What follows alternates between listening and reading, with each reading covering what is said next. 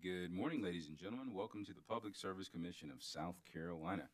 We're here in docket number 2021-236G.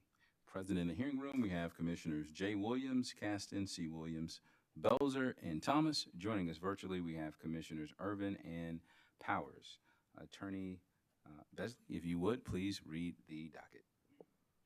Good morning, Chairman Williams, Commissioners, parties, and counselors.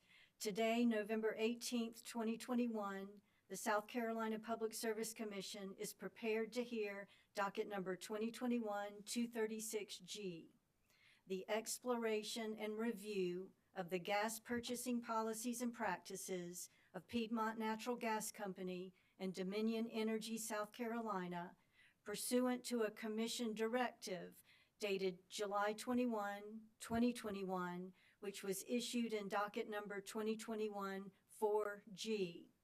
Specifically, in follow-up to commissioner questions and witness testimony about whether Piedmont Natural Gas Company purchases natural gas from green producers that reduce the impact of natural gas production on the environment, the commission directed the clerk's office to open a separate docket, this docket, to review and examine the feasibility for options to consider gas purchasing policies and practices of Piedmont and Dominion as they relate to responsibly sourced gas, or RSG, as well as any financial impact on customers and costs. The commission also directed its staff to establish a procedural schedule allowing for participation by interested parties or stakeholders, and to provide for written comment or report by the gas utilities concerning RSG purchases, the percentage of RSG in overall gas purchases, the impact of purchasing RSG on rates and costs, and any other related matters. On August 25th, 2021, this hearing was duly noticed to begin this morning. All parties and their attorneys are present virtually, and 2 of the parties plan to present a total of 5 witnesses in this hearing. Chairman Williams, the docket is in order. Thank you, Attorney Besley. Let's take appearances from the parties. Piedmont Natural Gas. Good morning, Mr. Chairman and Commissioners. My name is Mindy McGrath. I'm outside counsel for Piedmont Natural Gas. I'm with the law firm of McGuire Woods. Also at McGuire Woods is Piedmont's local counsel, Rich McPherson, and from the company, Brian Heslin, Deputy General Counsel and Lead Regulatory Attorney for Piedmont Natural Gas. Thank you. Thank you, ma'am. Dominion Energy South Carolina. Good morning, Chairman Williams and members of the commission. My name is Chad Burgess, and I represent Dominion Energy South Carolina. I'm corporate counsel in this proceeding. And with me today is the company's outside counsel from the law firm of McGuire Woods, specifically Michael Anselmo and Jason Richardson. It is our pleasure to appear before you today, members of the commission, and we appreciate this opportunity to talk with you about responsibly sourced gas and how responsibly sourced gas may complement Dominion Energy's efforts to reduce greenhouse gas emissions. And just for a moment of clarity here with respect to this docket, I just wanted to make sure the commission understood that the company is not asking the commission to take any action in this docket specifically with regard to RSG. It's really an effort to initiate the dialogue and continue the dialogue if the commission so chooses about RSG in the future. Thank you, Mr. Chair. Thank you, Attorney Burgess. Gentlemen, thank you for joining us this morning. Transcontinental Gas Pipeline Company. Yes, sir, Mr. Chairman. It's Weston Adams with Nelson Mullins. I've got my partner, Court Wolf, here with me today. We're appearing for Transcontinental. Glad to be here. Thank you for joining us, gentlemen. Office of Regulatory Staff. Thank you, Mr. Chairman. Lacey Hammonds with the Office of Regulatory Staff. Thank you for being here, Ms. Hammonds. All right. If there is nothing else, let's have the first witness take the stand. Thank you, Mr. Chairman. Dominion Energy jointly with Piedmont, will call Mr. Peter Narbites to the virtual stand, please.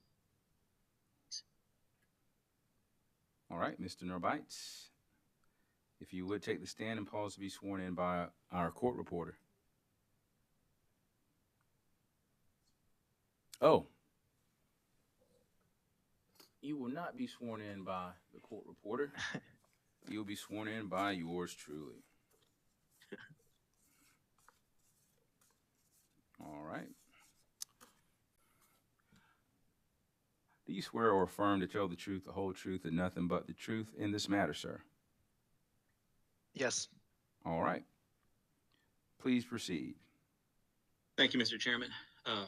Mr. Narbites, please state your name for the record. Peter Narbites. By whom are you employed and in what capacity? I'm currently employed by ICF as senior manager on the gas team in the company's energy markets group. Did you prepare or cause to be prepared under your direction 17 pages of direct testimony that was pre-filed with the commission in this proceeding? Yes. Did your testimony include any exhibits? Yes, my direct testimony includes one exhibit. Do you have any changes or additions to that testimony today? No, I do not. If I asked you all the questions contained in your pre-filed direct testimony here today, would your answers be the same? Yes. Mr. Chairman, at this time, I move the pre-filed direct testimony of Mr. Narbites and the exhibit be entered into the record as if given orally from the stand. All right, the pre-filed direct testimony of Mr. Narbites will be entered into the record as if given orally from the stand. And Mr. Narbites' direct exhibit A will be marked and entered into the record as hearing exhibit number 1. Thank you, Mr. Chairman. Mr. Narbites, have you prepared a summary of your pre-filed direct testimony? Yes, I have. Could you please present this summary to the commission at this time? Good morning, Chairman Williams and members of the commission. I appear before you today to provide an overview of responsibly sourced gas, known as RSG. I further explain how RSG assists gas utilities in reducing emissions of greenhouse gases from across the natural gas value chain and how the RSG market is developing today. I also explain the differences between RSG and renewable natural gas, or RNG, and how both RSG and RNG can contribute to gas utility decarbonization programs. RSG is a geologic natural gas that has been certified to meet certain environmental performance criteria, such as reduced emissions of greenhouse gases. This can include improved environmental performance all along the natural gas value chain, including production, gathering, processing, and transportation. The RSG certification process allows companies across the value chain to demonstrate that they are achieving real and measurable reductions in their greenhouse gas emissions and enhancing the transparency in their emissions reporting. RSG certification also allows companies to distinguish natural gas sourced through a superior environmental footprint from traditionally sourced natural gas. Certification criteria are typically focused on methane emissions, but some certifications also consider additional qualities such as other greenhouse gases and air pollutant emissions or water use. Procuring RSG ensures that producers are proactively taking actions to minimize greenhouse gas emissions associated with the natural gas use. By associating a value-added benefit to natural gas produced in the most environmentally responsible manner, companies are incentivized to see their product as RSG that is produced, processed, and transported using improved technologies to reduce greenhouse gas emissions associated with these practices. Also, procuring RSG allows local distribution companies, power generators, and other consumers of natural gas to source a less greenhouse gas intensive option. These benefits can be categorized through the scopes of emissions of the natural gas value chain for reporting companies. Scope 1 refers to the direct emissions from assets owned by the company. Scope 2 is indirect emissions from the generation of electricity or steam purchased by the company. Scope 3 describes the other emissions associated with raw materials purchased by a company, consumption of products sold by the company, or other indirect emissions not captured in Scopes 1 and 2. For natural gas utilities specifically, Scope 1 emissions are primarily fugitive or vented methane emissions from the utility system. Methane is the main component of natural gas and is a greenhouse gas. Methane has a greater warming effect than carbon dioxide. Carbon dioxide cycles through the biosphere and has an effectively infinite lifetime. Methane, however, deteriorates over time, so its global warming potential, or GWP, depends on the time period over which its impact is averaged. The 100-year average for methane is 25. That means 1 ton of methane has the same warming effect as 25 tons of CO2 over 100 years. Because of this multiplier effect, reducing methane emissions is seen as an important component of greenhouse gas reduction efforts. Methane reductions can be highly effective and cost-effective because every ton reduced is equivalent to 25 tons of CO2 reduction. Scope 3 emissions can be separated into 2 categories for gas utilities, upstream and downstream. Scope 3 upstream emissions are related to the production, gathering, processing, and transportation of the gas purchased by the utility company. Scope 3 downstream emissions are related to the utility customer's combustion of gas sold by the utility and are typically the largest component of the gas utility footprint. The indirect Scope 3 emissions for a gas utility are considered direct Scope 1 emissions for another company or another person, but the gas utility may be best positioned to help reduce these indirect emissions. For example, the upstream Scope 3 emissions for a gas utility are considered direct Scope 1 emissions for its natural gas producers, but a gas utility may be able to support reductions in the producer's emissions through its procurement decisions.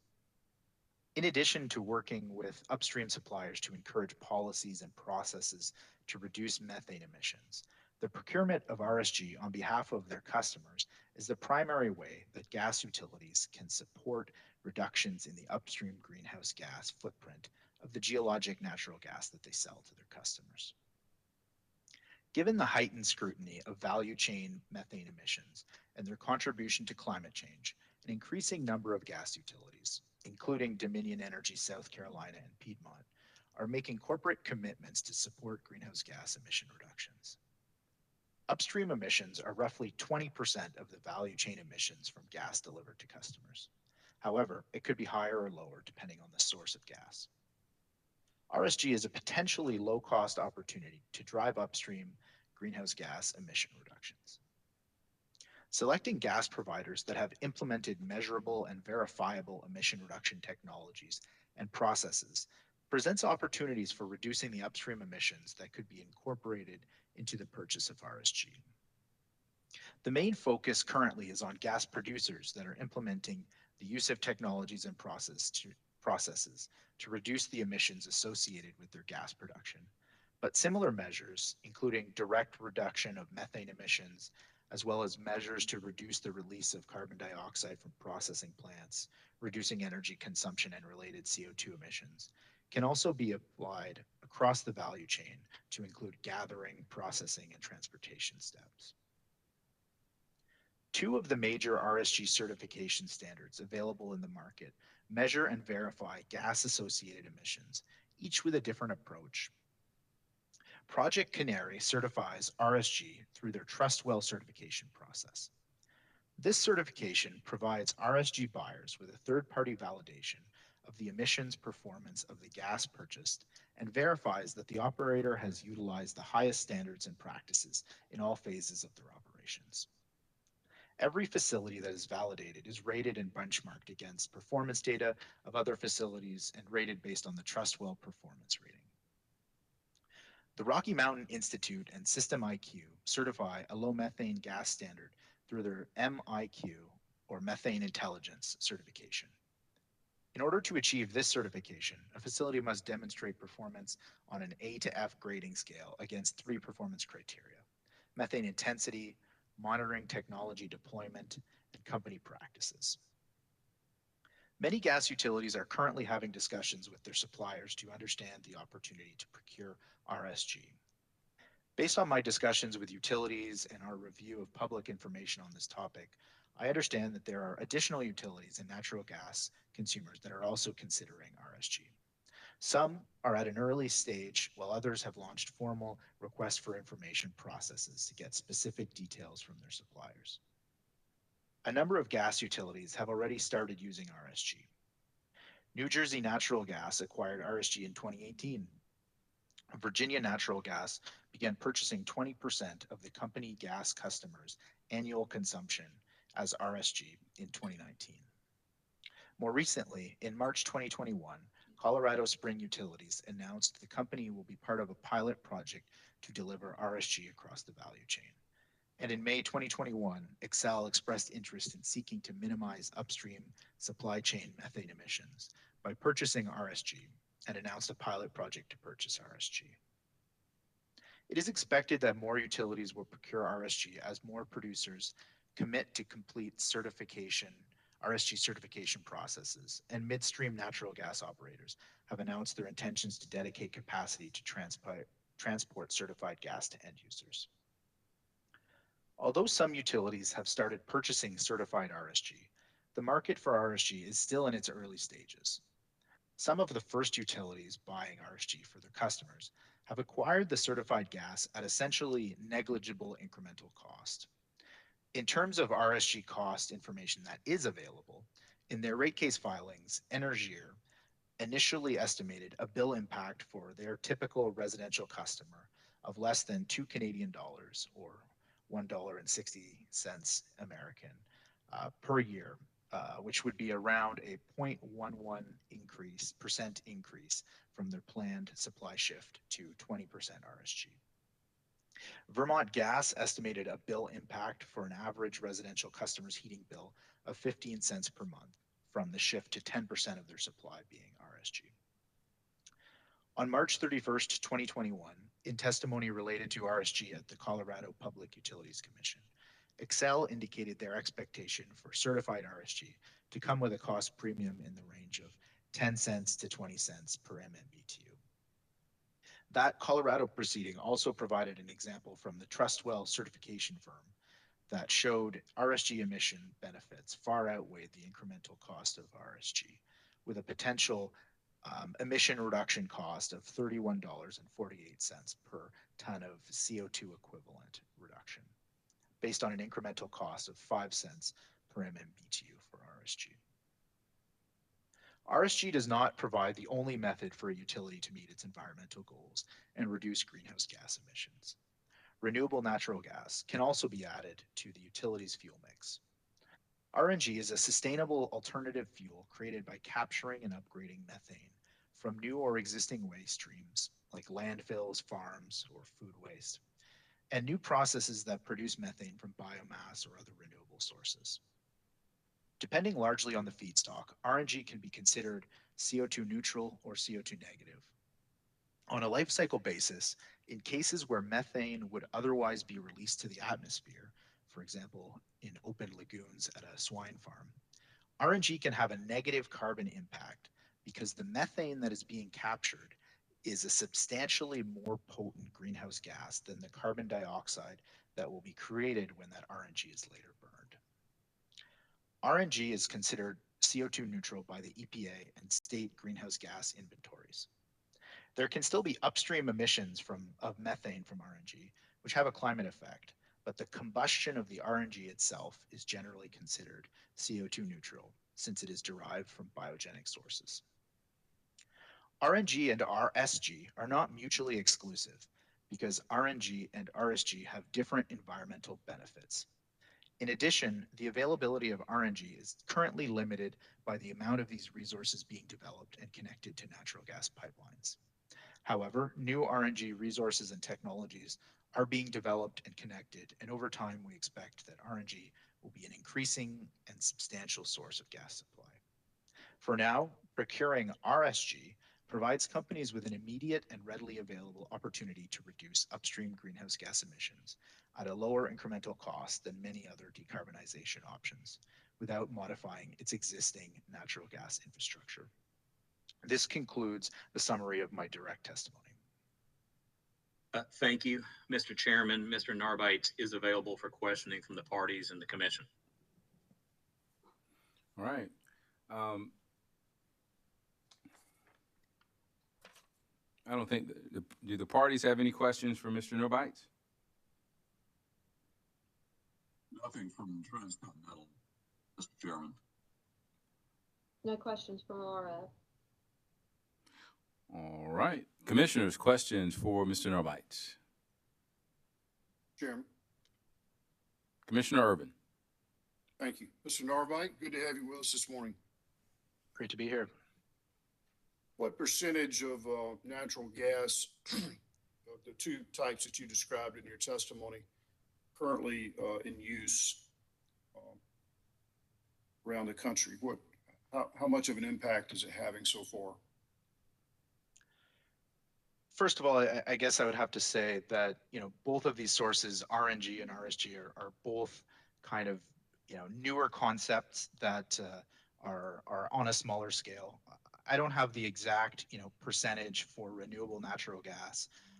Certainly, renewable natural gas, produced through anaerobic digestion or captured from landfills is a relatively established technology that has been used for decades. And so again, while its scale is on the order, is certainly less than 5%. I don't know, if it's less than 2% or less than 1%. I don't have that figure in front of me, but again, RNG is a relatively small scale. Do you see any potential to scale it up, or is that economically feasible? Yeah, no, definitely in terms of, specifically RNG, there are, both new sources of RNG that can be produced. And also just, what we've seen in the last 5 or 10 years has been just a wave of new RNG projects coming online after markets have been established that, will support the higher cost of producing RNG. So for example, in California transportation markets where, a significant value was assigned to RNG, it caused across the country, a large wave of projects to come online to meet that demand. So there certainly is, a significant potential for RNG to supply to expand and meet growing demand as that demand matures and we, see momentum in that market.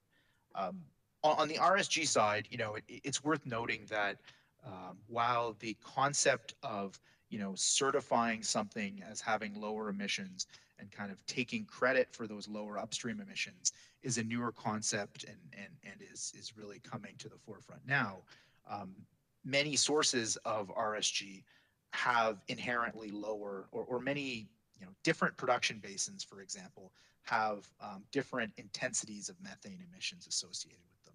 Some of them have newer equipment, and other producers may have already been, performing more best practices on their own. So, it's not necessarily when we talk about RSG, a new source of supply coming online. It's more about providing again a market for certifying and confirming the lower level emissions from some existing sources of production or from some parties who are taking increasing action to reduce their emissions. And then again, having a market for those differentiated products.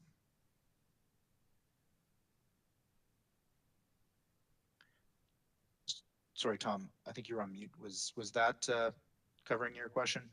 Yes, Okay. it did, and thank you very much. No further questions, Mr. Chair.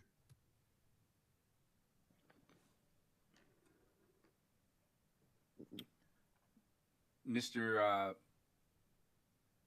Norbites. Yep. Do you know Commissioner Urban? I do not know Commissioner Irving. Okay. I just caught off I was caught off guard a little bit when you addressed him as Tom. I'm sure he doesn't care. Yeah, apologies. But just No problem. We can be on a first name basis. It's fine with me. Thank you. All right. Any other questions for Mr. Norbites? Mr. Chairman, Commissioner Thomas, you have the floor, sir. thank you. Thank you, Mr. Norberts, for being here. You were talking about the Scope 1, Scope 2, and Scope 3 emissions. And I was just thinking in particular specific to LDCs, what would be considered Scope 1 emissions? Yeah, that's a great question. So for a gas LDC, Scope 1 emissions are, the direct emissions from their owned assets. So, the biggest source of that is typically methane emissions from company operations. So, there might be some leaks, there might be some venting and some valves somewhere, and that really provides and I guess in addition to that, there's sources of methane emissions like third-party damages, or if somebody's digging up a lawn somewhere and strikes a pipe. In addition to those methane emissions, there are CO2 emissions from combustion of again the gas utility assets. So that could be compressors that are owned by the utility. It could be heating the corporate offices of the utility. And then the third source of Scope 1 emissions would be things like the corporate vehicle fleet. So emissions from those vehicles. But by far the primary source would be the methane emissions from company operations in terms of Scope 1 emissions for a gas utility. Okay. And are things improving along those lines? New technologies, or what's going on that is working to help alleviate that situation? Yeah, so I'm happy to explain that. I think before I dive into that, I do just want to note that the RSG is more focused on Scope 3 emissions for gas utilities and kind of the upstream producer emissions and minimizing that. But in terms of Scope 1 emissions for gas utilities and the direct emissions, there's a number of efforts that have been taken over the years. So the biggest source of emission reductions is typically viewed as integrity management programs. So utilities across the country have been replacing cast iron pipe or unprotected steel pipe with newer plastic and protected steel pipe. And so those programs have not typically been driven by emission reductions as a target. They're typically driven by safety and safety requirements and getting older pipe out of the system. But there have also been emission reduction benefits with that when you're putting in pipe that has less leaks than some of that vintage pipe, we would call it. So that's one of the big efforts. Utilities across the country also have been implementing things like dig-in programs, call before you dig, and stepping up efforts to avoid, again, that sort of source of emissions when there's accidental third-party strikes that cause emissions in the system. So those are some of the things that have been driving down Scope 1 emissions for utilities, and happy to expand on that more if you want to get into a bit more detail. Okay, thank you. I appreciate that. I think that's helpful. That's all I had. Thank you. Any more questions for Mr. Norbites? Chairman Williams. Commissioner Caston. Good morning, Mr. Norbates. Is that the correct pronunciation? I accept all pronunciations. Well, I'd like to pronounce it correctly, but I would say Narbites. Norbites. Thank you. Appreciate that. In your testimony and in your testimony you just provided, you talk about 1 ton of methane has the same warming effect as 25 tons of CO2 over 100 years. And I've been sitting here, and even when I read your testimony, trying to understand really what that is. So can you explain that to me? I'm not sure over 100 years. I just don't understand that. So,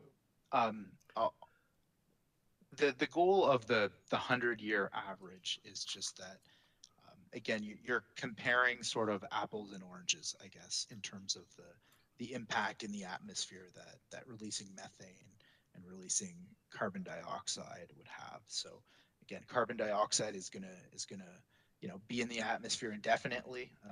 Again, it could be extracted from the atmosphere. Plants absorb carbon dioxide, but otherwise it's going to be up there. Whereas methane is going to break down over time in the atmosphere, and so over time that the impact of that methane, the warming impact will go to zero. So to be able to compare carbon dioxide impacts and the impacts of other greenhouse gases, including methane, different accounting systems have been used and standards to say, if we average the impact of that methane over 100 years, this will be the global warming potential. So we'll say it's here over 100 years, it will have 25 times the warming impact in the atmosphere as the same weight of carbon dioxide. Some other proponents might suggest you should use a shorter period to average that time frame in the atmosphere, which would increase the global warming potential. So instead of 25 times the potential, you would maybe say 80 times the potential, but reflect that over that impact over a shorter period of time, a shorter number of years. Understand? And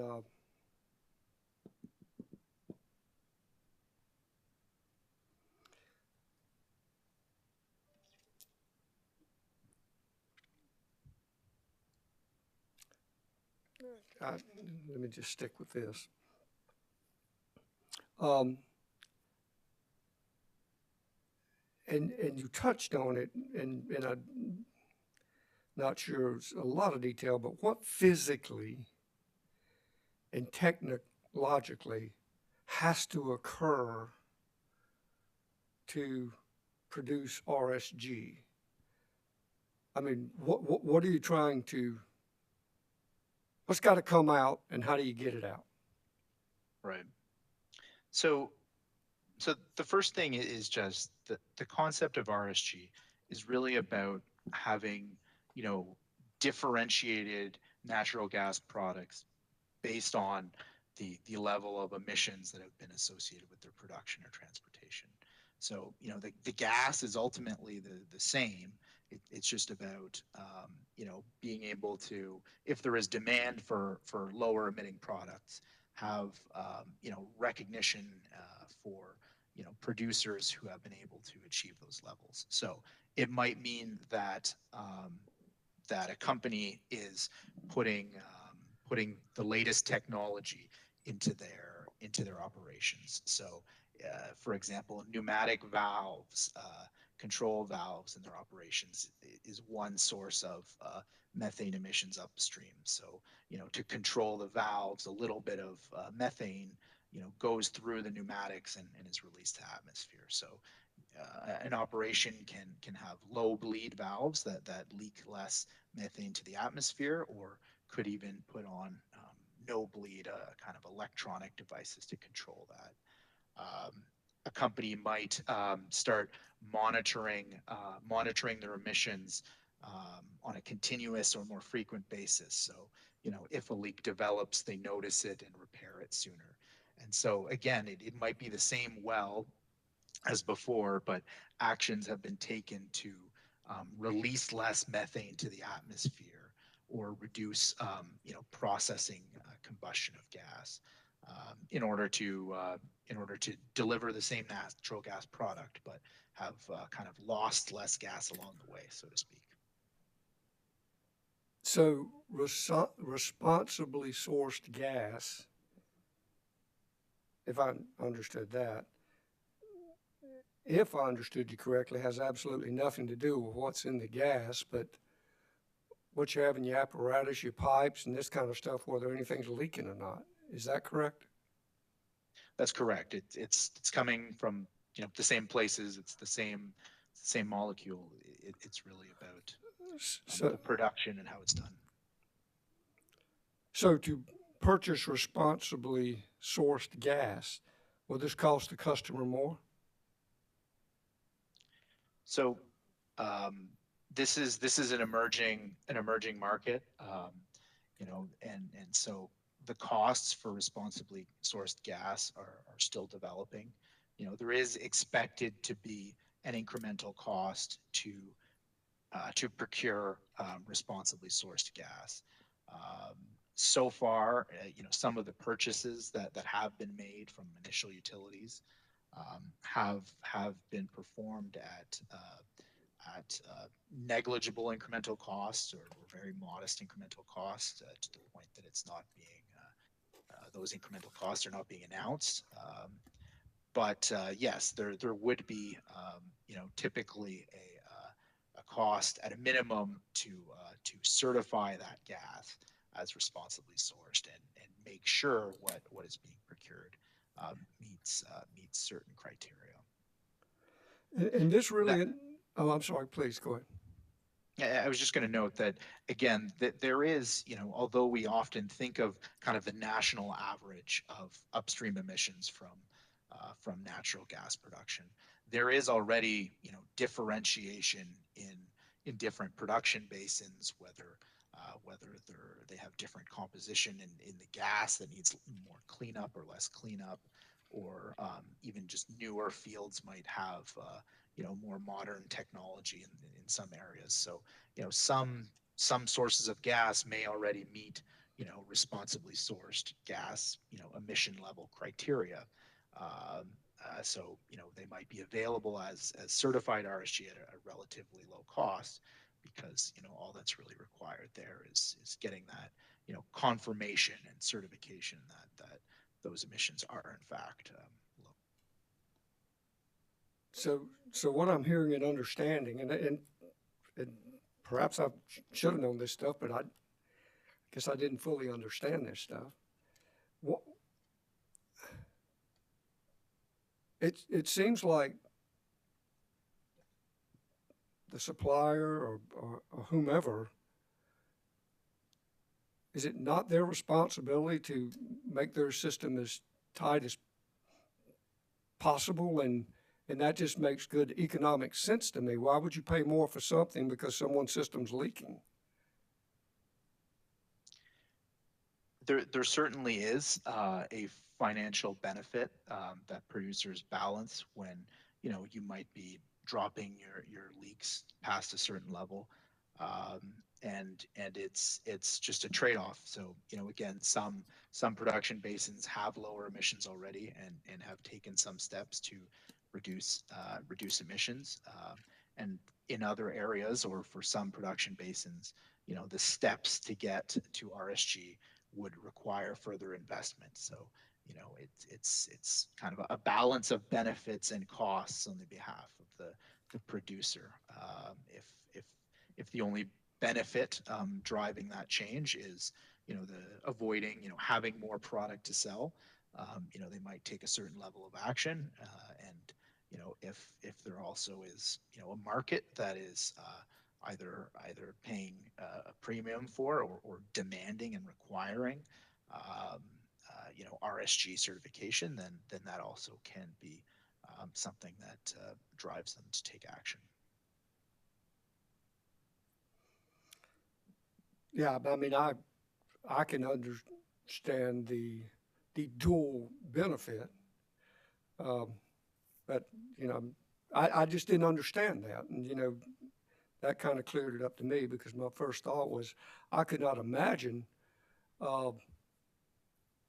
someone paying us more for our water because we had a real leaky system. But if we put the money in it to make it not so leaky, going to charge you even more. And I mean, it's just a lot of this is, you know, and I know you can't maybe compare the two. I'm not sure why you can't, but in any event, I'm starting to understand that. But you answered that question. If Go ahead. if I could add one more thing that maybe Certainly. is of relevance there is that I think one of the keys that utilities looking at RSG are trying to ensure remains is that there's competition from suppliers or producers in terms of the RSG that they might need. So to the extent that gas producers are able to lower their production costs because they have taken these steps to avoid leaking methane to the atmosphere. It also helps them, bid more competitively and maybe either, reduces or, theoretically eliminates a cost premium for RSG. So, I think one of the keys there is that, there's adequate, competition amongst producers so that these costs, the cost savings that the producer, gains from a tighter system are also passed on to utility customers.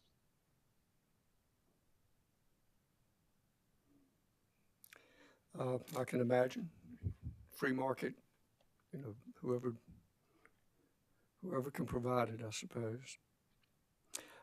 Finally, I recall, I guess on the RNG,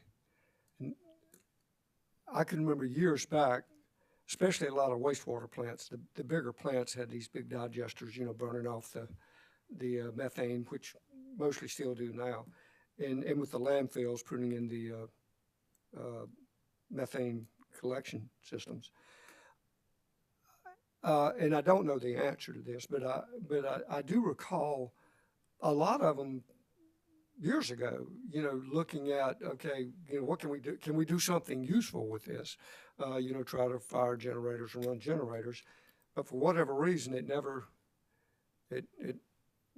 seemed to either work or work efficiently, or for whatever reason, it didn't seem to catch fire. What has changed, do you think, that would make that more practical or feasible? I think there's a lot of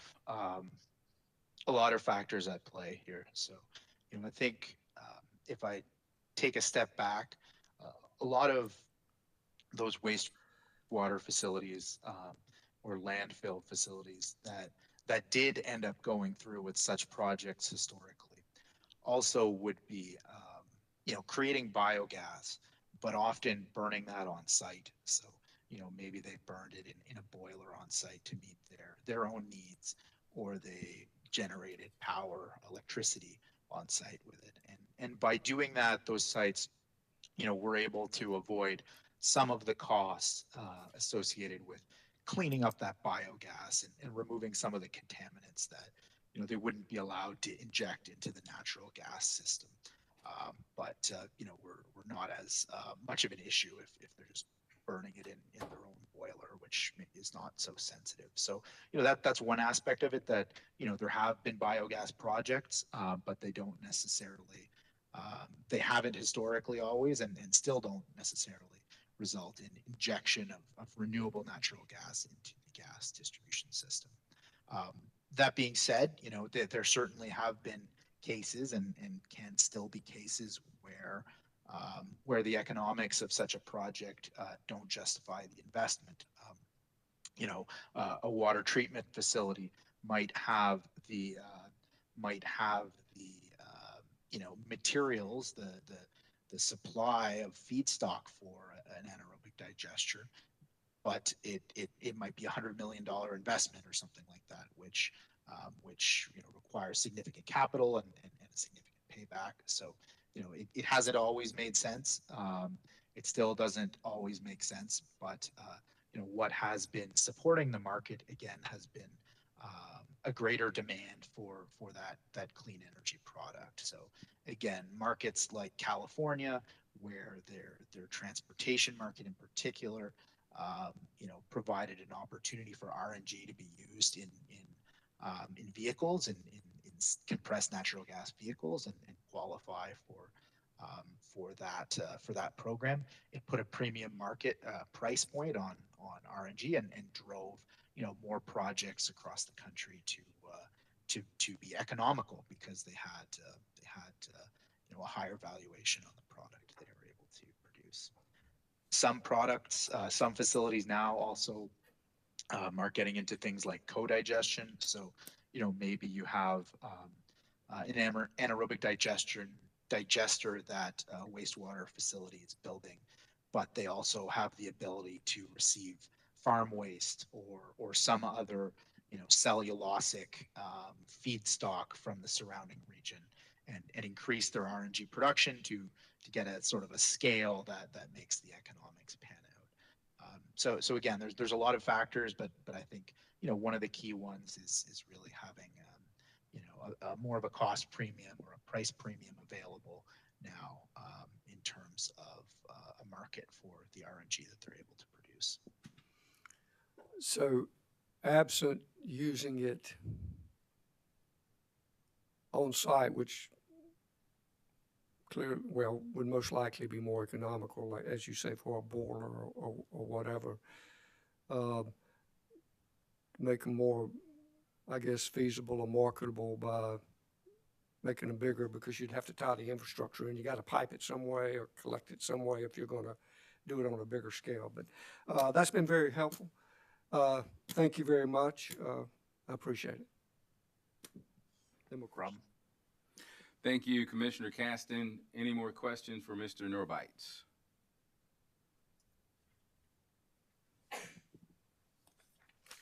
All right, Mr. Norbites. Any redirect, counsel? No redirect from Dominion, Your Honor. Mr. Chairman. All righty. Mr. Norbites, thank you for joining us today, sir. You may step down and you are excused. Thanks, everyone. You're welcome. Please call your next witness. Dominion calls Rusty Harris to the virtual stand. All right, Mr. Harris, if you would raise your right hand. Do you swear or affirm to tell the truth, the whole truth, and nothing but the truth in this matter? I do. Thank you, sir. Please proceed. Mr. Could you please say your full name for the record? Yes, my name is Don Russell Harris, but I go by Rusty. By whom are you employed and in what capacity, Mr. Harris? I'm currently employed by Dominion Energy South Carolina Incorporated, and also Public Service Company of North Carolina Incorporated, which does business as Dominion Energy North Carolina. I'm the Vice President and General Manager for gas operations for DESC, and I'm the Vice President and General Manager for PSNC, or Public Service. Thank you. Did you prepare or cause to be prepared under your direction 10 pages of direct testimony that was pre-filed with the commission in this proceeding? Yes. Did your direct testimony include any exhibits? No, my direct testimony did not include any exhibits. Do you have any changes or additions to that testimony? No, I do not. If I asked you all of the questions contained in your pre-filed direct testimony here today, would your answers be the same? Yes. Mr. Chairman, at this time, I move that the pre-filed direct testimony of Mr. Harris be entered into the record as if given orally from the stand. The pre-filed direct testimony of Mr. Harris will be entered into the record as if given orally from the stand. Thank you, Mr. Chairman. Mr. Harris, have you prepared a summary of your pre-filed direct testimony? Yes, I have. Could you please present your summary at this time? Yes. Good morning, Mr. Chairman and members of the Commission. The purpose of my testimony is to provide an overview of responsibly sourced gas and how RSG complements Dominion Energy South Carolina's efforts to reduce greenhouse gas emissions across the natural gas value chain. I also explain the differences between RSG and renewable natural gas and provide an overview of DESC's vision for integrating both RSG and RNG into its mix of fuel sources. RSG is an emerging area of natural gas production that seeks to reduce emissions and adverse environmental impacts in order to produce a cleaner and more environmentally friendly product for consumer benefit. As Mr. Norbites discussed, RSG is geologic natural gas that has been certified to meet certain environmental performance criteria. RSG has been produced in a manner that limits the environmental impact of natural gas. By offering RSG, natural gas producers have voluntarily demonstrated to consumers that the industry is serious about curtailing the environmental impacts of extraction operations and is focused on becoming more transparent about emissions reporting. While RSG remains emerging in the marketplace, DESC, both independently and through its parent company, Dominion Energy Incorporated, has studied the benefits and risks of incorporating RSG into its fuel mix. DEI has a corporate-wide goal of achieving net zero carbon and methane emission reductions by 2050. This goal will require DEI to make reductions in its Scope 1 emissions across its electric and gas businesses over the coming years. Importantly, DEI's emission reduction goals do not end there, as the company also seeks to reduce its Scope 3 emissions. This is where RSG comes into play, as the availability of RSG presents utilities with an opportunity to drive down greenhouse gas emissions through the natural gas value chain. This opportunity has led DESC to study the potential benefits that RSG can offer to customers and weigh those benefits against RSG's costs. This holistic, fact-intensive approach is the cornerstone of DESC's goal to understanding how RSG can best benefit our customers. ESC through DEI is a member of both the One Future Coalition and the Next Gen Gas Coalition. These groups share the common goal of identifying market-based solutions to reducing greenhouse gases. In addition to its membership in these groups, DESC actively monitors the emerging RSG marketplace. This approach has allowed DESC to first develop more knowledge of the various certification processes employed by the independent third-party certification groups. 2, make pricing comparisons between RSG and traditionally sourced natural gas. And 3, review real-time data that illustrates emission reduction benefits resulting from RSG sourcing.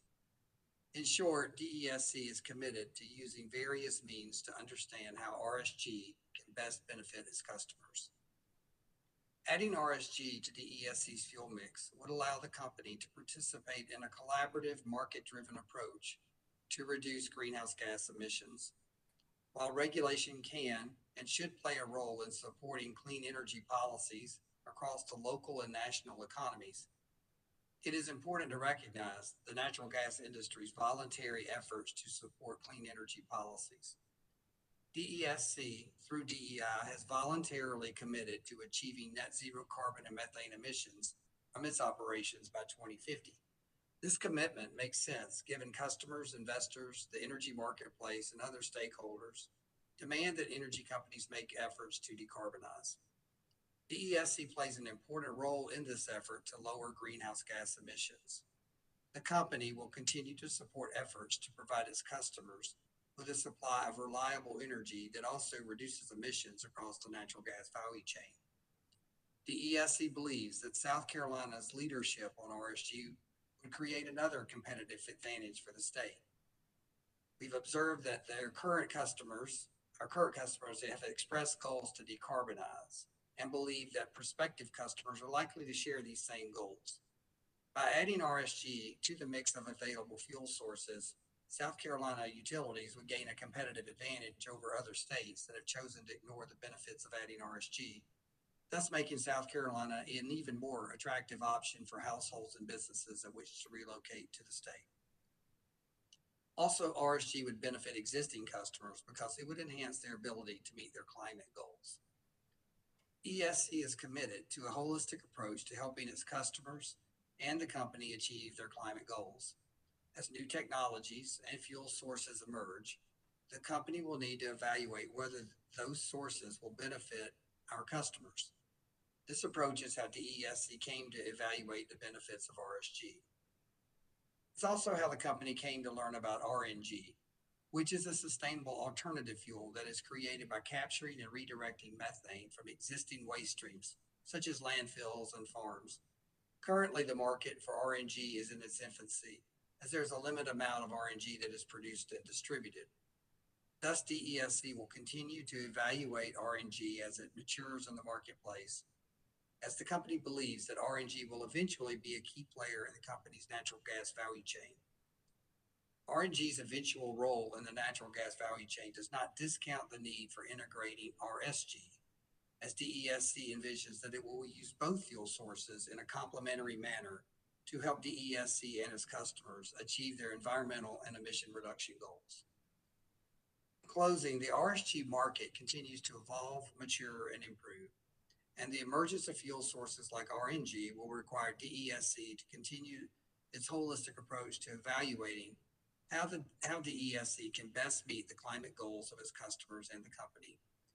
DESC appreciate the opportunity to provide information on RSG, and we hope the information provided has been helpful to the Commission's understanding of RSG.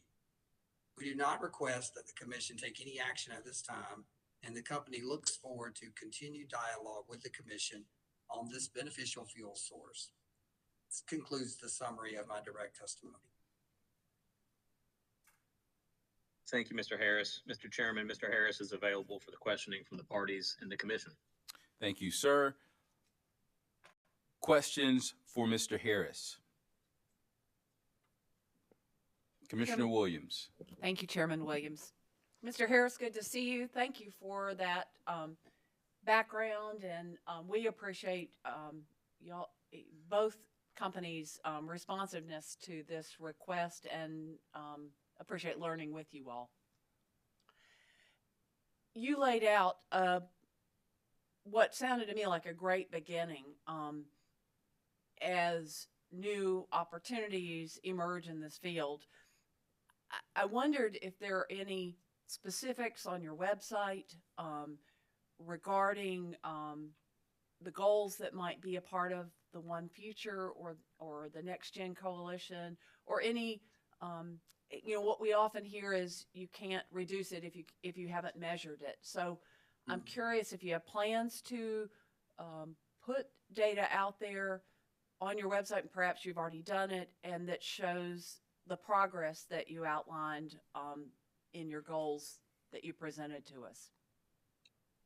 Right. That's a great question. And yes, we want to be very transparent with our efforts around these sustainability issues. And Dominion Energy, while I can't list them all for you off the top of my head, has a number of different channels through which it provides information to the public around its progress towards its climate goals. And we'll continue to do that on an annual basis. Additionally, we have an interest in trying to help the RNG marketplace understand more about how they could connect to our systems. And so we have an effort underway internally now to develop what we are calling a portal for potential RNG developers to understand, how do you go about doing that and connecting to our gas systems if you are an RNG producer interested in doing that. As you talked about the RSG program, it made me wonder if there would ever be an opportunity from a tariff position for customers to choose to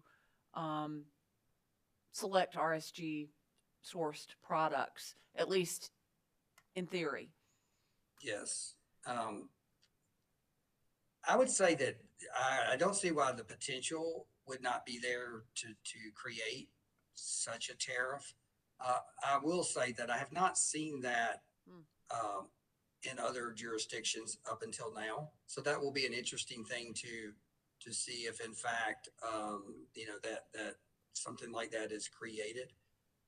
There are tariffs that have been created, some with other distribution companies within Dominion Energy recently around RNG and the option to offer customers RNG. So there's definitely some movement in that direction around RNG. Haven't seen it yet for RSG, but I suppose that the potential exists. thank you for your receptivity to that. And I may have further questions, but I'm going to yield my time to another commissioner right now. Thank you.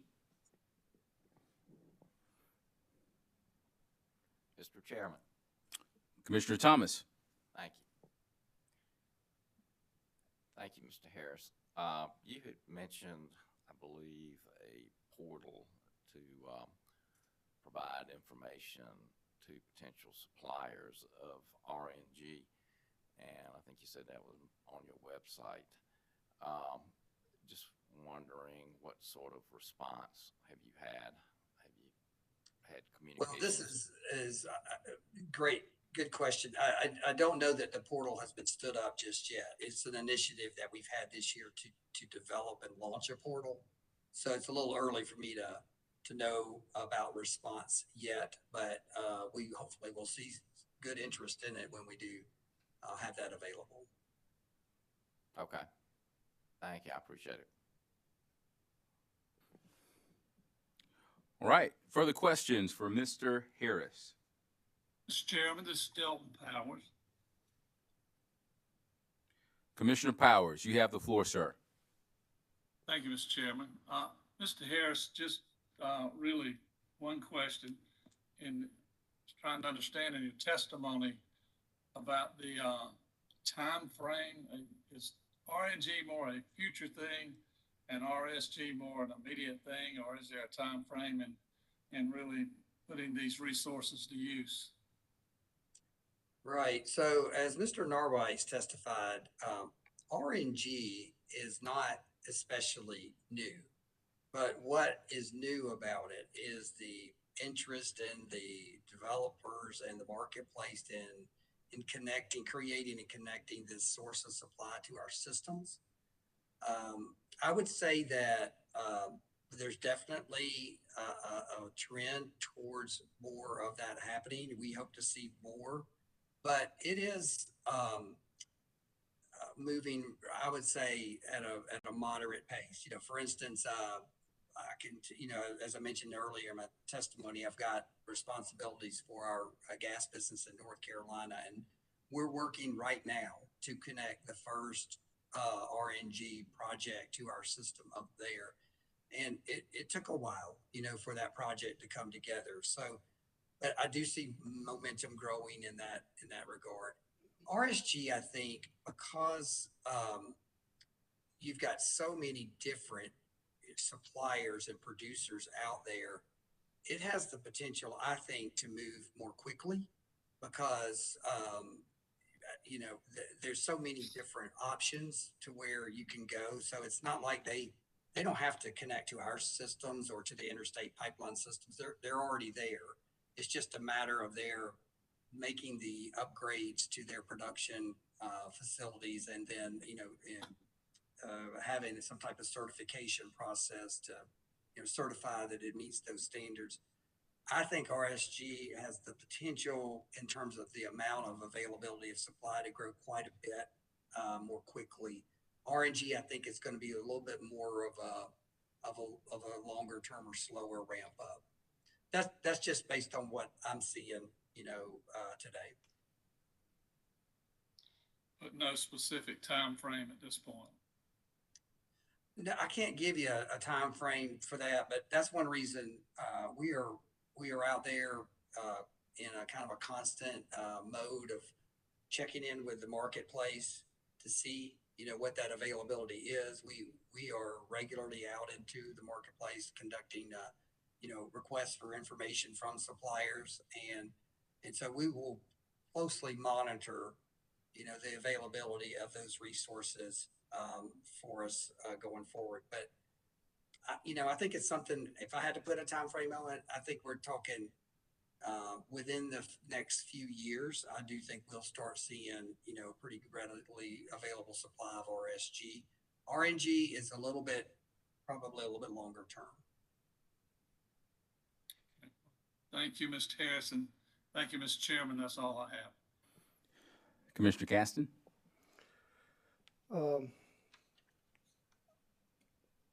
I think it's still morning. Yes, good morning, Mr. Harris. Good morning.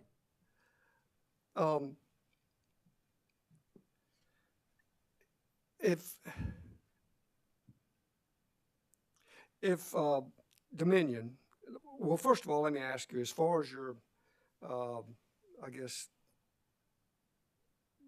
in ground or in place gas apparatus, whether that's lines, valves, whatever, is Dominion's system fairly tight?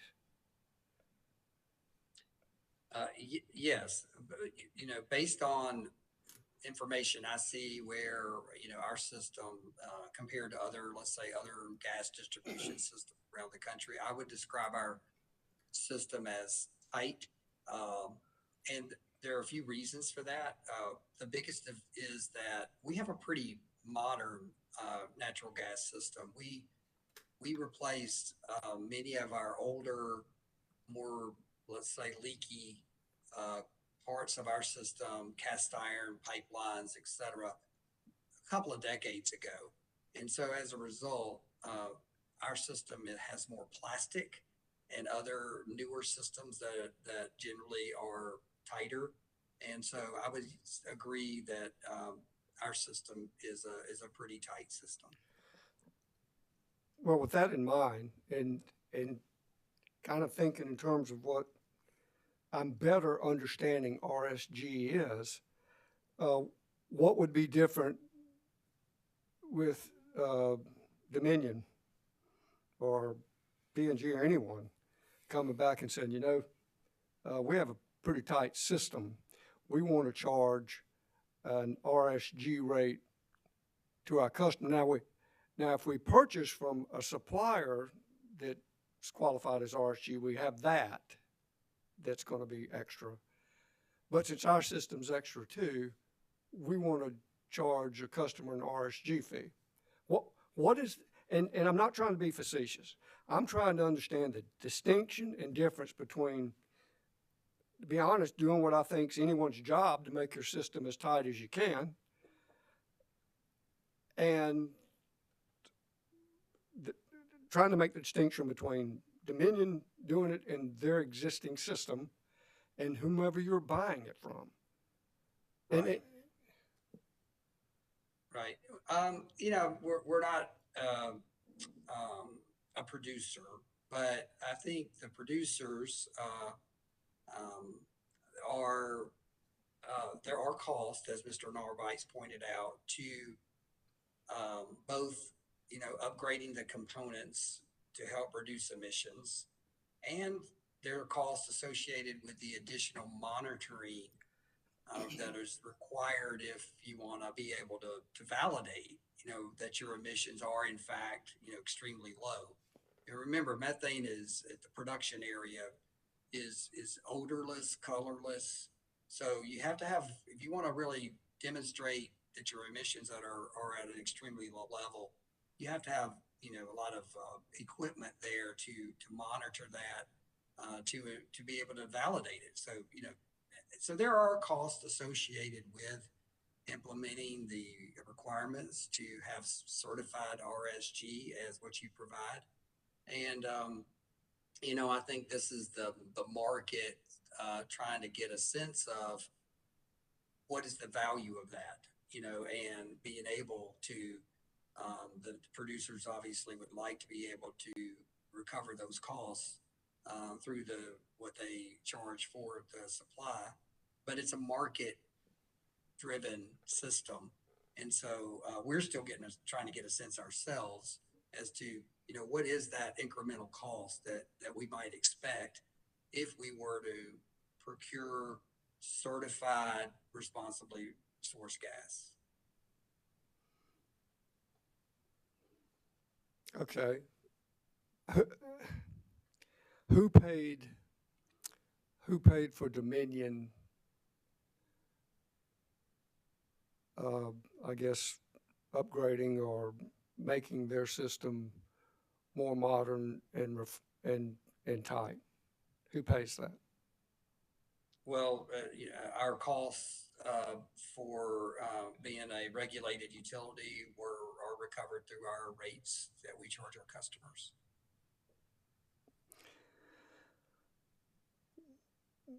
So Yes, sir, and I understood that, and that really wasn't meant to be a trick question, but I wanted to make sure there wasn't something else I was missing.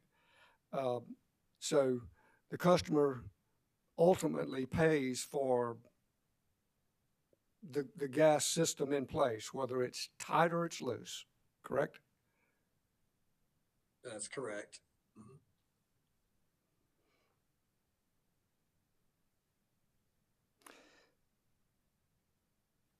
No further questions. Thank you. Any other questions for Mr. Harris? Chairman Williams, Yes, Commissioner Williams, you have the floor, ma'am. thank you. I knew I might have another one. Mr. Narbitz, you may have said this and I missed it, but does Dominion currently purchase any RSG gas? As Mr. the Harris, I'm commissioner- sorry. Yes. We do not. We just haven't felt like we have enough information yet to feel like that was a step we needed to take. But we think that as this market matures, it may make sense and be in our best interest of our customers for us to procure RSG. But to date, we have not procured any. Okay. Thank you, and I do apologize. That's okay. All right, thank you, Mr. Harris. Are there any other questions for Mr. Harris?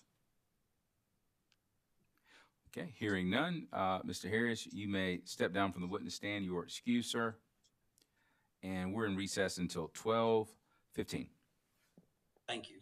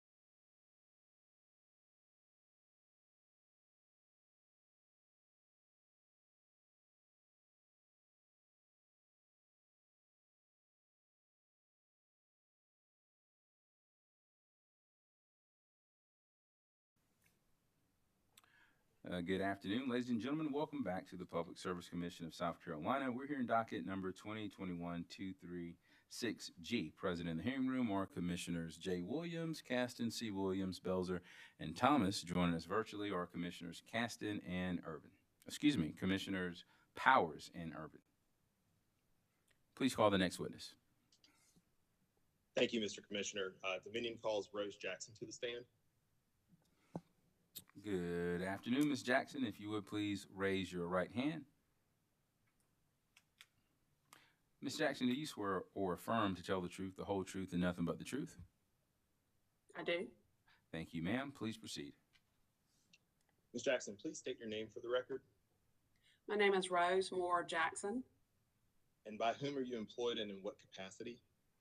I'm employed by Dominion Energy Services Incorporated as the Director of Gas Supply Services. And did you prepare or cause to be prepared under your direction 10 pages of direct testimony that was pre-filed with the Commission in this proceeding? Yes, sir. Did your direct testimony include any exhibits? No, sir. Did you have any changes or additions to that testimony? No, sir. If I asked you all the questions contained in your pre-filed direct testimony here today, would your answers be the same? Yes, sir. Mr. Chairman, at this time, I move that the pre-filed direct testimony of Ms. Jackson be entered into the record as if given orally from the stand. The pre-filed direct testimony of Ms. Jackson will be entered into the record as if given orally from the stand. Thank you, Mr. Chairman. Ms. Jackson, have you prepared a summary of your pre-filed direct testimony in this proceeding? Yes, sir. Will you please present that summary at this time to the Commission? Good afternoon, Chairman Williams and members of the Commission. My testimony presents an overview of the natural gas purchasing process for Dominion Energy South Carolina, or DESC, explains how responsibly sourced gas, or RSG, can further diversify DESC's current gas supply portfolio, and discusses the market for RSG and renewable natural gas, or RNG. DESC's gas supply department buys natural gas for the company's local distribution company and the electric generation groups using shared supply contracts and interstate pipeline transportation capacity, subject to a 2015 Commission-approved Memorandum of Understanding approved by the Commission in docket number 2015-5-G. DESC purchases interstate pipeline transportation capacity on both a firm and interruptible basis from Southern Natural Gas Company, Transcontinental Gas Pipeline Corporation, and Carolina Gas Transmission, LLC. RSG is already available through some of DESC suppliers and is deliverable via one or more of the company's existing pipelines. RSG offers an opportunity for natural gas industry participants to reduce methane and carbon dioxide emissions from the wellhead to the distribution system. While RSG and traditional gas share identical quality specifications, RSG's lower emission profile will help customers and the company meet their emission reduction goals. RSG could be purchased using existing supply and transportation contracts. Although RSG is available, DESC has yet to purchase any RSG for its system supply customers, and the company is not aware of any possible deliveries of RSG to transportation customers. The company is working to refine the inventory of upstream emissions by encouraging suppliers to disclose their own emissions data, share their sustainability plans, and provide options for RSG. Dominion Energy Incorporated has set a corporate goal of preferencing upstream partners who have sustainable or reduced carbon emission goals. By preferencing suppliers with sustainability goals, DESC hopes to use a market-based approach to make RSG the expectation, not the exception, in gas purchasing, thereby accelerating decarbonization along the entire natural gas value chain. RNG is natural gas derived from differing types of organic waste material. RNG is sourced from places like solid waste landfills, livestock farms, food production facilities, and other facilities that generate biogas. The biogas becomes RNG once it has been cleaned and conditioned to remove all non-methane elements. The availability currently depends on the source creating the RNG. Certain types of RNG may require blending with conventional natural gas. RNG also provides an alternative source to conventionally sourced natural gas to reduce emissions. The company will continue to monitor the marketplace to evaluate whether incorporating RSG or RNG into DESC's system would be reasonable and prudent and offer value to our customers. DESC appreciates the opportunity to provide the Commission with information on RSG and RNG and looks forward to continuing its dialogue with the Commission on these beneficial fuel sources. This concludes my summary. Thank you. Mr. Chairman, Ms. Jackson is available for questioning from the parties and the commission. Thank you, sir. Commissioner questions for Ms. Jackson. Commissioner Thomas. Thank you. Good afternoon, Ms. Jackson. Good afternoon. Noticed in your testimony that you said that as part of your request for proposals in 2021 that you started asking suppliers provide their methane reduction goals and sustainability plans and options for supplying RSG and RNG. So what have you learned or gathered that you'd like to share with us today? Well, I'll be honest with you, the initial response that we received from that RFP, and it was issued in January of 2021, we received a variety of information, but the majority of the information that we received on sustainability or methane emission reductions, we received a lot of information, website links to their sustainability plans, a lot of questions as to what type of information we were looking for. So Dominion Energy Incorporated pulled together a group, a subset of teams that included the fuel procurement team to develop a more detailed survey, which we issued in October, and we're in the process of gathering data and responses as a result of that survey that would go back and request what type of emissions reductions or what type of carbon intensity scores each supplier would have so that we can begin to track reductions in carbon intensity as time goes on. We're also asking suppliers to provide this data on an annual basis. Okay, thank you. That's all I have at this time. Commissioner questions. Mr. Chairman. Commissioner Irvin. Thank you. Good afternoon. It's good to have you with us today. Good afternoon. I'm wondering if Dominion Energy has begun to study green hydrogen as a way to have a carbon-free natural gas generated plant. Have you all looked into green hydrogen as a technology? Commissioner Irvin, there are folks within the Dominion Energy footprint that are looking at green hydrogen. I am not part of that current team evaluating that. Will any of the witnesses today, would they be qualified to talk about it, or is that for another day, perhaps? That may be for another day. Right. Because I've been reading about it, and apparently what I've learned is that green hydrogen is carbon free, and it's kind of the new state of the art fuel for natural gas fired plants, and they can be converted to burn green hydrogen. In fact, they're already doing that in some parts of the country. So I think it might be another option available to reduce our carbon footprint.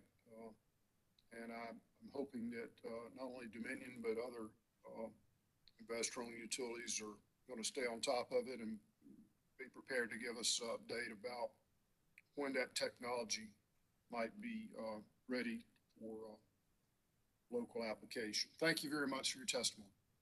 Yes, sir. Commissioner Caston. Thank you. Good afternoon, Ms. Jackson. Good afternoon. Are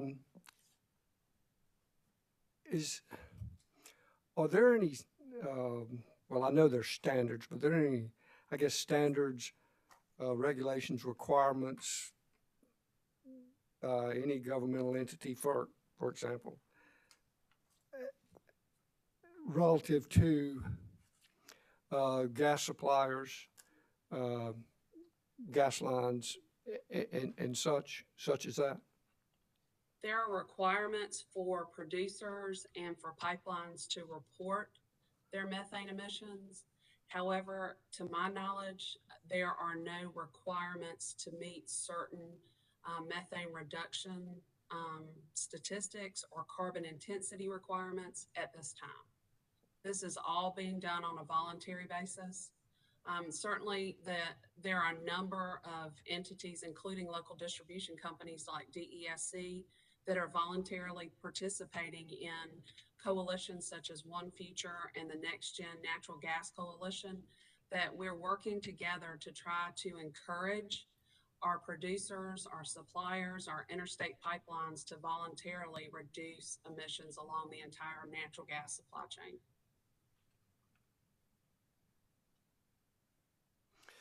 So there is no necessary, what I think I heard is there's no federal, state, local standard relative to this. Is that correct? No, sir, not one that requires a specific carbon intensity to be met. There have been some discussions related to that. I think that may be in our future. And if that comes to fruition, then I think what you'll see is RSG will no longer be the exception, but it will be the standard, because all producers and pipelines will be required to meet that minimum requirement. And I understand, because it is natural gas, it's a carbon-based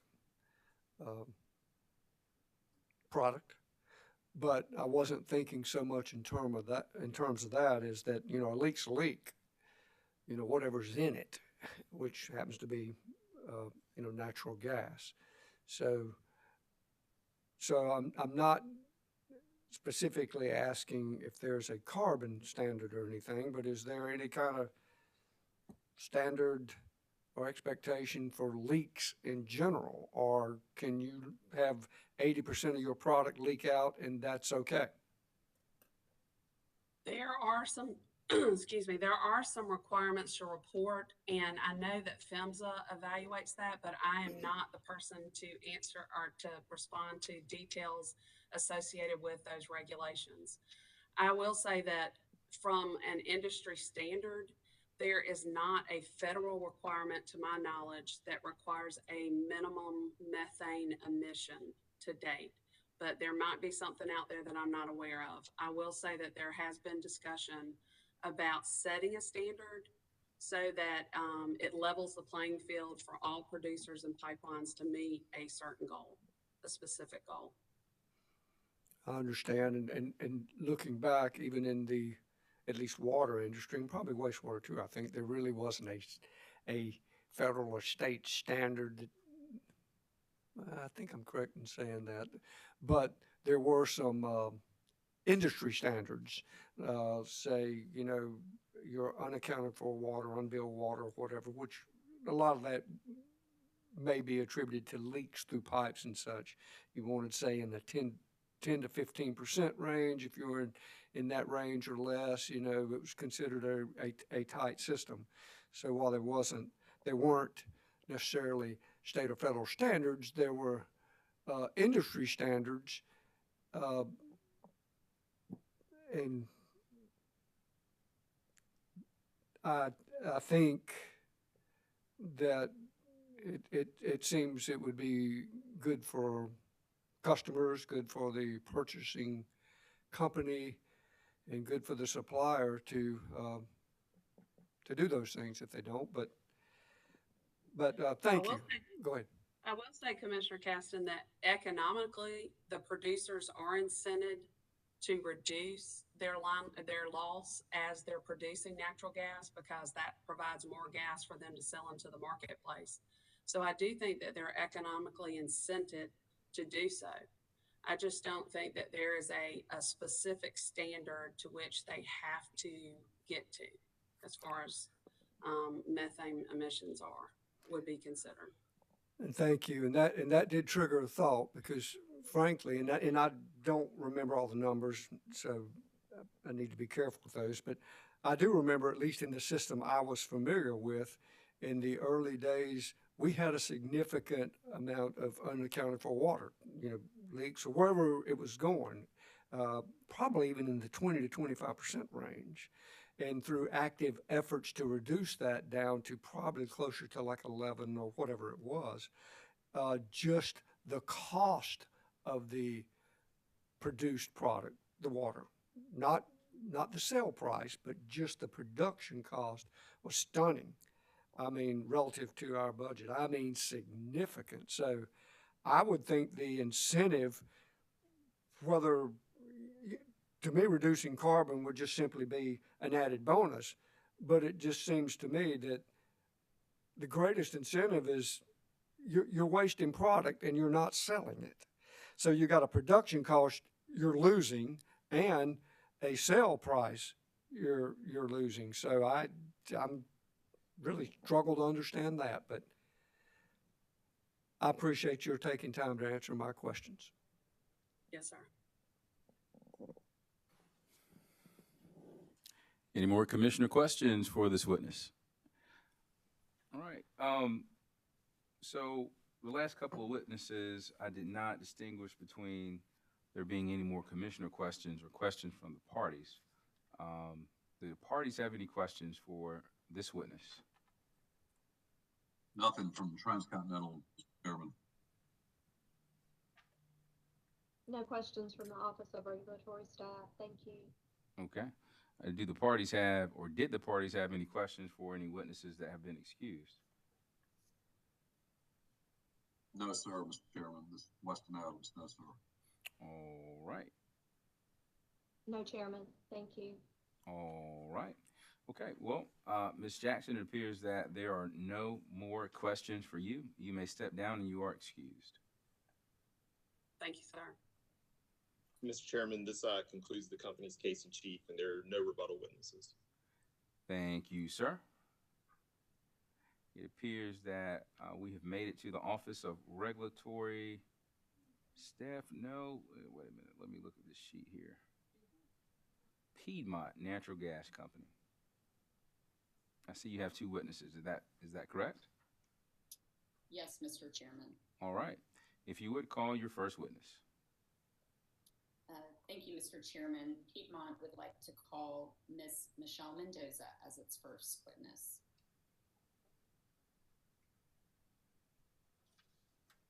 All right. Ms. Michelle Mendoza, if you would take the stand and raise your right hand.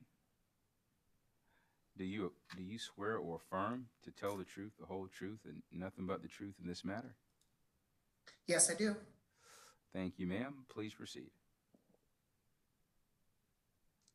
Ms. Mendoza, please state your name for the record. My name is Michelle Ray Mendoza. And by whom are you employed? I'm currently employed by Piedmont Natural Gas Company as the Director of Environmental Strategy for the natural gas business. And did you prepare or cause to be prepared under your direction 8 pages of direct testimony that was pre-filed with the Commission in this proceeding? Yes, I did. Does your direct testimony include any exhibits? No. Do you have any changes to your testimony? No, I do not. And if I asked you all of the questions here today contained in your pre-filed direct testimony, would your answers be the same? Yes, they would. Mr. Chairman, at this time, I'd like to move that the pre-filed direct testimony of Ms. Mendoza be entered into the record as if given orally from the stand. The pre-filed direct testimony of Ms. Mendoza will be entered into the record as if given orally from the stand. Thank you, Mr. Chairman. Ms. Mendoza, have you prepared a summary of your testimony? Yes, I have. Would you please present that to the Commission at this time? Yes, I would be happy to. Good afternoon. My name is Michelle Mendoza, and I'm the Director of Environmental Strategy for the natural gas business for Piedmont Natural Gas Company. I pre-filed direct testimony in this proceeding on October 21st of 2021. The purpose of my direct testimony is to describe the company's commitment to the environment, the steps we've taken to reduce methane emissions, and how the use of fuels such as renewable natural gas and responsibly sourced gas can help Piedmont meet its methane reduction goals. Piedmont is committed to safe, environmentally responsible operations and to developing a pathway towards a decarbonized future. The company has committed to achieving net zero methane emissions from our natural gas business by 2030. We recognize our responsibility to take meaningful action to reduce methane emissions in our own gas distribution system, and we have pilot work underway to evaluate many new technologies. The company is working with all of our stakeholders to help design policies that will accelerate the reduction of methane emissions while continuing to provide affordable service to our customers. My testimony describes the company's longer-term environmental goals, such as adopting broader methane emission detection technologies, improving methane emission reporting data to reflect actual emissions versus estimated emissions, and incorporating renewable natural gas and responsibly sourced gas into our supply portfolio. I also talk about the actions the company has taken to achieve these goals, such as adopting new technologies to monitor and measure methane emissions, preparing to test real-time monitoring and measurement devices at select compressor stations, regulator stations, and liquefied natural gas facilities, deploying cross-compression technology to eliminate the venting or flaring of natural gas into the atmosphere during certain operational activities, increasing leak surveys from every 5 years to every 3 years, and adopting best operating practices and damage prevention initiatives to reduce the unintended escape of methane when third parties damage our pipeline facilities. Finally, my testimony in this docket discusses the environmental benefits associated with the use of renewable natural gas and the steps that the company has taken to increase its use of renewable natural gas. That concludes my summary, and I thank you for the opportunity to be here.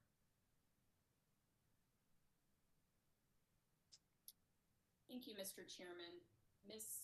Mendoza is available from questions and the party, from the commission and the parties, excuse me. Thank you, ma'am.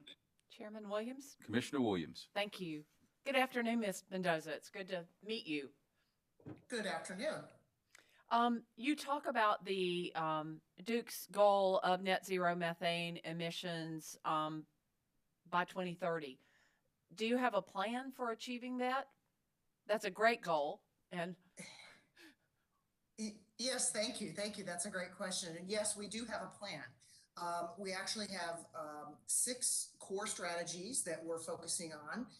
We do realize that these strategies can change over time, and we will change and adjust as appropriate. But our first priorities are, as I stated a few minutes ago, is the incorporation of technologies that will move us beyond doing estimations. Presently, as you may know, we do a lot of estimating using EPA emission factors to come up with what we believe our methane emissions are. And our main strategy is to put into place technologies that will allow us to directly measure methane emissions as they occur in the system. And then other best operating practices, such as I said, eliminating venting and flaring of natural gas, using technologies to circumvent having to do that in certain activities. And then there are other strategic things that fall into place that are more of a timing as more technology is developed. One of the commissioners asked earlier about hydrogen. That is definitely something in our strategy, but that's considered a little further down the road, probably post 2030, and also the incorporation of renewable natural gas, and then working with our upstream suppliers, of course, on the scope 3 emissions, and that would help to eliminate overall greenhouse gas. thank you. I was actually going to ask you about the hydrogen pilot study and wondered if, because you did reference it in your testimony, and wondered if there's any more you could tell us about that. Just to clarify, are you referring to the satellite pilot? No, I'm sorry. On page 18, the hydrogen pilots to test the use of hydrogen blends in natural gas pipelines. Oh, yes, I'm sorry. Yes.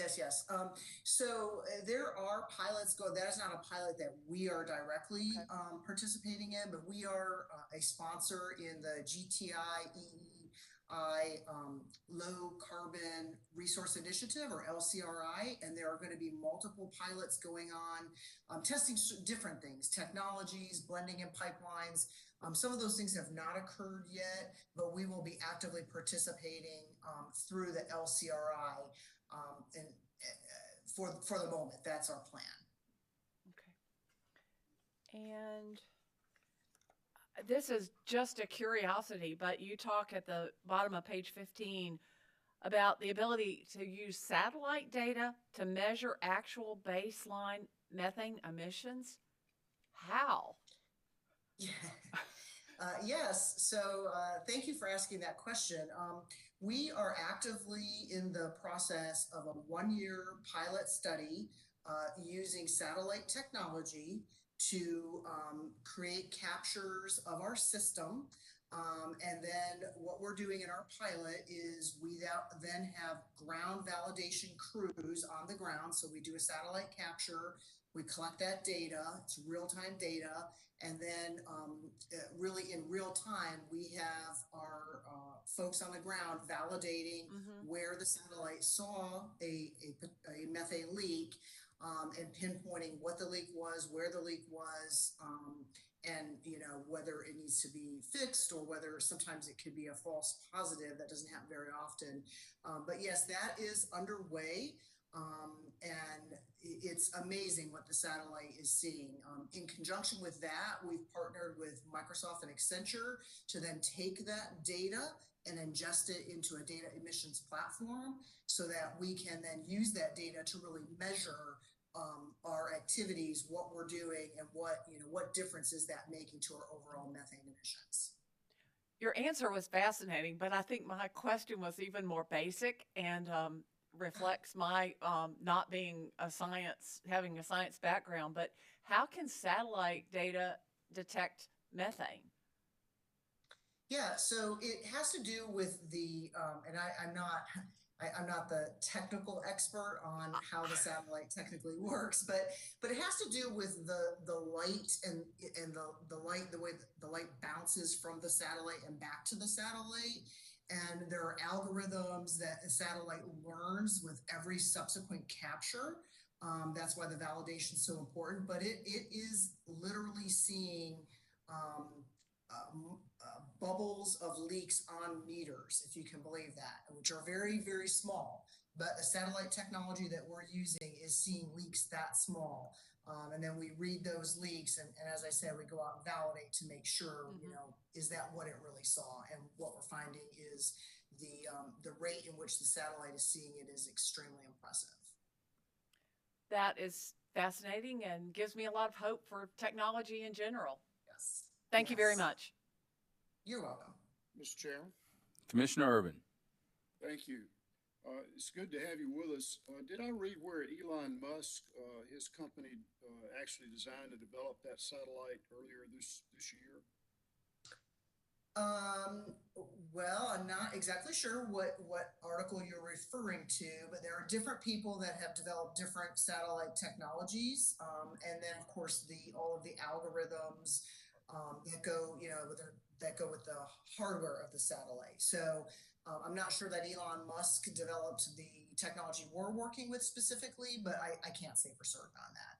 Well, it's certainly cutting edge technology, and I'm impressed, and I congratulate Piedmont Natural Gas for implementing it so quickly. You're to be commended. What else I was reading was that we're finding that some of the self-reporting from other countries like Russia they've been grossly understating their methane emissions. And so I think it's going to be a great tool to hold other countries, nation states accountable to help solve this problem, because it's a worldwide problem. But I really commend that effort, and you're to be congratulated. And it's going to result in, you know, helping the company and the ratepayers because we're going to actually, going to have more product to sell once you stop the leaks. And, you know, it's going to have an overall benefit for the entire system. So that's very exciting. We were talking earlier, I think it was Commissioner Caston that was asking about any regulation of pipelines. And I'm wondering, you're familiar with the Pipeline and Hazardous Materials Safety Administration, aren't you? Yes, I am. Okay.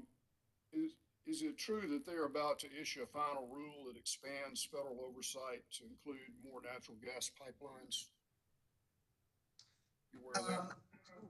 Well, there is, you might be referring to the Pipes Act, and they are getting ready. If they have not, I'm not following that on a day-to-day basis, but there will be a final rule as a result of the Pipes Act. And it's has a lot of regulation in it, some of which does include methane. Right. And so, you know, I think it's going to be interesting to see what that final rule requires. Yes. Once it is released. So my understanding, it may be that the Department of Transportation will be implementing that new regulation. Is that your understanding? I'm not entirely sure about that. We can certainly check and get back to you. I wouldn't want to misstate that. So, yeah, I was just curious because it will, for the first time, apparently add some oversight of the, the pipeline network, and this new satellite technology, I think will, will certainly, hopefully, all companies will adopt it. Because it just makes good common sense to stop the leaks. Yes. Yeah. Thank you so much for your testimony today. You're very welcome. Thank you. Commissioner Thomas. Thank you. Good afternoon, Ms. Mendoza. Good afternoon. So I wanted to switch topics here just a little bit to RNG. And you had mentioned that the company's working to make interconnections with developers of RNG projects. So just wondering, is anything going on? Anybody connected? What can you tell me about that? Yes, so thank you for the question. Yes, we do have some interconnects with some developers onto our system. We have an individual that works specifically with those developers. At the moment, the renewable natural gas that's brought onto our system from these developers is not brought into our system supply. It is gas that's brought in on behalf of a particular customer or customers. But that is occurring presently onto our system. Okay. And you mentioned that you were developing a program where customers could elect to pay a premium to fund RNG projects. Is anything going on with that? Any progress? Yes. So we have a program that we have developed right now at the moment in North Carolina. We're waiting for approval on that. And it allows customers to voluntarily purchase or ask for us to purchase on their behalf renewable natural gas as an offsetting mechanism, as you, I believe Mr. Narbitz referred to in his testimony that RNG often has a negative offsetting effect, but customers can make an election to purchase RNG on their behalf, and that would allow them to offset some of their CO2 emissions, some or all of it, and they in blocks. And so once that program is rolled out, it is our hope that we would roll that out into other states. Okay. And taking that a step further, how about with RSG? Do you think there's any potential for going in that same direction with RSG? Yeah, I think someone asked this question earlier, and I had to give that one a little bit of thought. Yes, I think that's something we could certainly think about. As others have said before me, they are two different products, complementing one another. And so I think we'd have to give a little thought as to how that would work. I don't think it would work exactly the same, but certainly I think that warrants thinking about how a product like that could be offered to customers that want it specifically versus rolling it into, just system supply in general for all of our customers. Okay. Thank you. I appreciate that. That's all I had. You're welcome. Any more questions for Ms. Mendoza? Questions from the parties for Ms. Mendoza? No questions from Dominion. No questions from ORS. Nothing from Transcontinental either. All right, Ms. Mendoza, thank you for your testimony today. You may step down and you are excused. Thank you. You're welcome. Ma'am, please call your next witness. Thank you, Mr. Chairman. Piedmont's next witness is Ms. Stabley. We'd like to call her virtually to the stand. Ms. Stabley, if you would take the witness stand and raise your right hand. Do you swear or affirm to tell the truth, the whole truth, and nothing but the truth in this matter? Yes, I do. All right, please proceed. Thank you. Ms. Stabley, please state your name for the record. Sarah Elizabeth Stabley. And by whom are you employed and in what capacity? I'm currently employed by Piedmont Natural Gas Company, Inc. as the Managing Director of Gas Supply Optimization and Pipeline Services. Did you prepare or cause to be prepared under your direction 7 pages of direct testimony that was pre-filed with the Commission in this proceeding? Yes, I did. Does your testimony include any exhibits? No, it does not. Do you have any changes or additions to your testimony? No, I do not. If I asked you all of the questions contained in your pre-filed direct testimony here today, would your answers be the same? Yes. Mr. Chairman, at this time, I'd move that the pre-filed direct testimony of Ms. Stabley be entered into the record as if given orally from the stand. The pre-filed direct testimony of Ms. Stabley will be entered into the record as if given orally from the stand. Thank you. Have you prepared a summary of your pre-filed direct testimony in this proceeding? Yes, I have. Will you please read the summary to the Commission? Yes. Good afternoon. My name is Sarah Stabley, and I am the Managing Director of Gas Supply Optimization and Pipeline Services for Piedmont Natural Gas. I pre-filed direct testimony in this proceeding on October 21st, 2021. The purpose of my direct testimony is to describe the company's gas purchasing policies and practices and how Piedmont is taking steps to procure responsibly sourced gas. My testimony discusses the steps Piedmont is taking in part of its gas procurement processes to reduce upstream emissions while maintaining a balance between responsible procurement and affordability for our customers. I note how Piedmont is driving its natural gas procurement process toward suppliers with low methane emissions and how we have included a process for tiebreakers in our gas supply request for proposals where Piedmont will award a gas supply contract to the supplier that offers supply with lower methane emissions or to the supplier that has methane emissions reduction goals. I also note how Piedmont is a member of 2 coalitions that are focused on achieving significant reductions in upstream methane emissions. Finally, my testimony discusses several aspects of responsibly sourced gas that remain uncertain. For instance, what is the right amount of responsibly sourced gas to procure? And how can Piedmont confirm that gas being purchased is indeed responsibly sourced gas, since to date there is not a common set of standards to classify a substance as responsibly sourced gas. Despite these uncertainties, Piedmont is committed to gaining a better understanding of the procurement of responsibly sourced gas, as well as other non-traditional sources of gas. That concludes my summary. Thank you.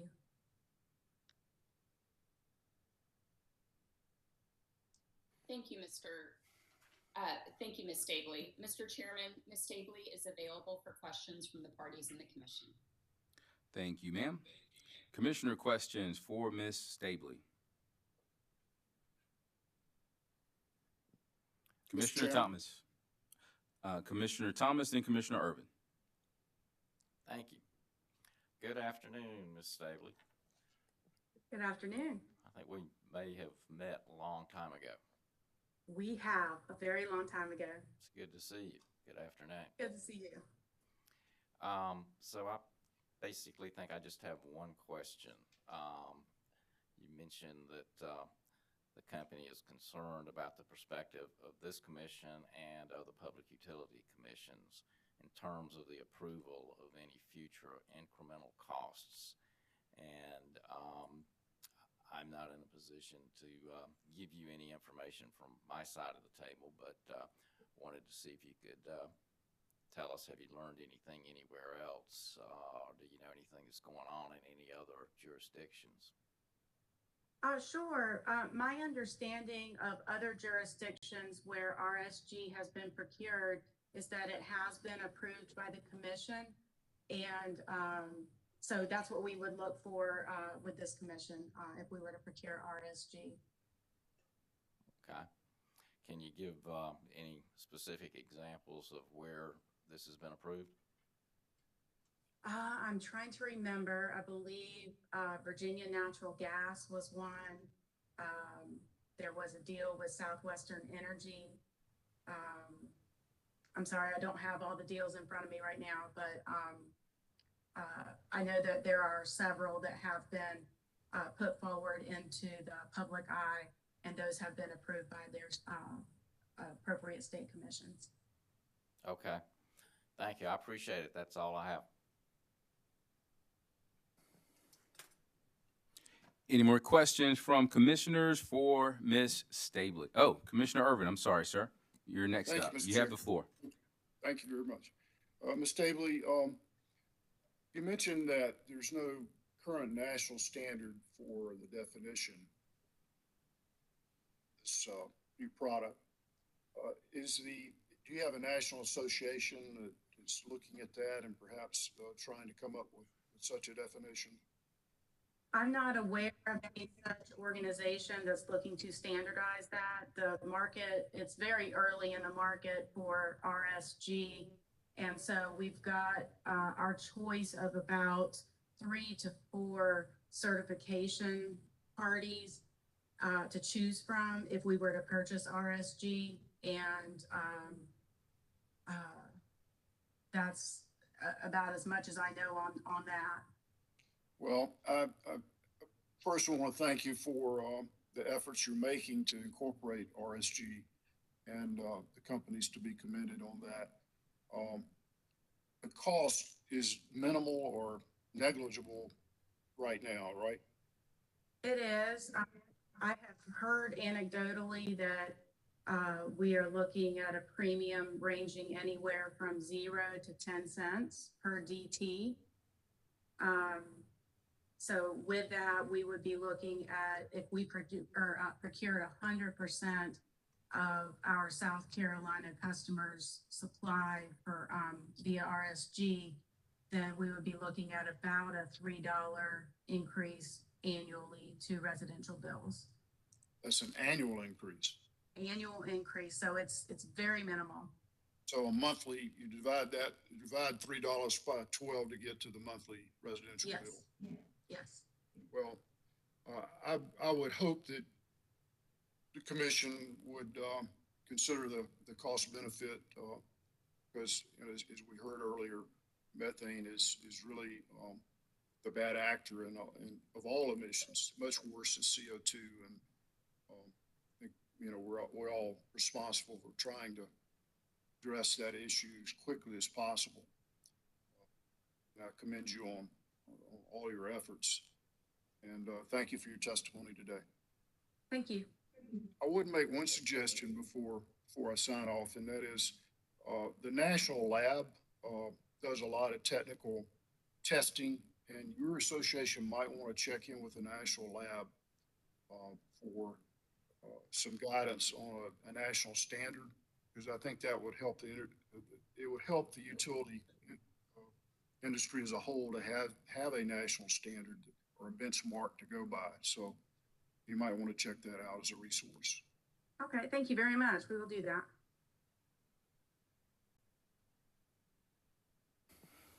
All right. Any more questions for Ms. Stabley? Parties, are there any questions for Ms. Stabley? Nothing from Dominion, Mr. Chairman. Nothing from Transcontinental, Mr. Chairman. No questions from ORS. Thank you. All right, Ms. Stabley, thank you for your testimony today. You may step down and you are excused. Thank you very much. Mr. Chairman, that concludes Piedmont's case in chief, and we have no rebuttal witnesses. Thank you. Thank you, ma'am. Okay. Anything from the Office of Regulatory Staff? Nothing at this time, Mr. Chairman. Thank you. All right. Is there anything else the commission needs to take up before we adjourn?